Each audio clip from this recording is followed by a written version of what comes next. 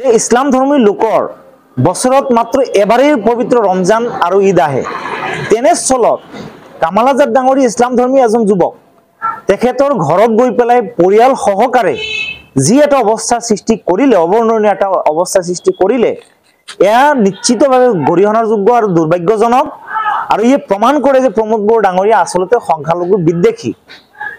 তেওঁ যে ধৰ্মীয় সংখ্যালঘু বিদ্বেষী ইয়াৰ আগতো প্ৰমাণ দিছে। তো 5টা কেণ্ডিডেট দি পেলাই গোটেইখিনি আপোনাৰ কি কৰিলে আপোনালোকে জানে, বিজেপিৰ লগত গোপন মিত্ৰতা কৰিলে, এতিয়া অপেন আছে।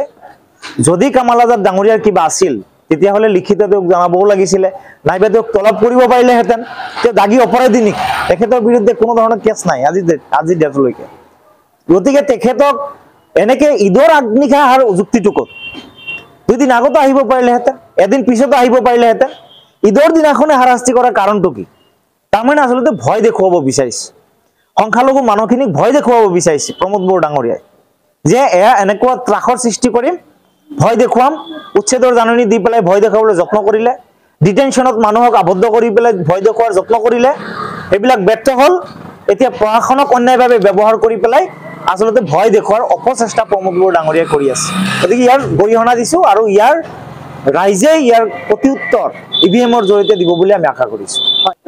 তেখেতক যথেষ্টখিনি মানসিকভাৱে হাৰাশাস্তি কৰা হৈছে।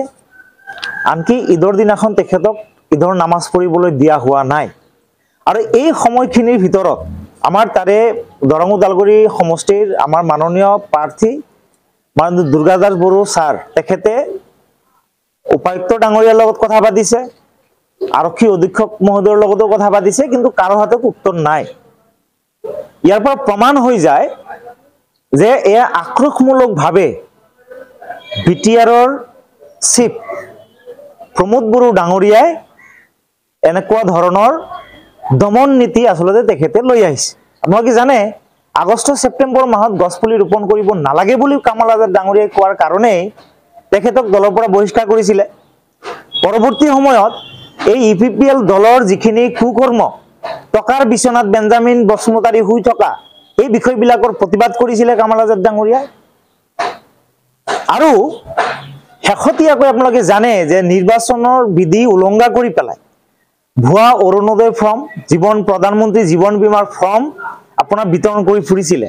সেই বিষয়বিলাক তেওঁলোকে গৈ পেলাই ফিল্ডত ধৰি ছ'চিয়েল মিডিয়াত ভাইৰেল কৰিছিলে। এই কথাবিলাক আচলতে প্ৰমোদ বড়ো ডাঙৰীয়া আৰু তেওঁলোকৰ সহযোগী দলবিলাকৰ সহ্য হোৱা নাই, যাৰ কাৰণে আৰক্ষী প্ৰশাসনক তেখেতসকলে ব্যৱহাৰ কৰিছে, অন্যায়ভাৱে ব্যৱহাৰ কৰিছে। এই সময়ত নিৰ্বাচন আচৰণ বিধি চলি থকা অৱস্থাত আচলতে এনেকুৱা ধৰণৰ তেওঁলোকে আইনৰ অপব্যৱহাৰ কৰিব নোৱাৰে।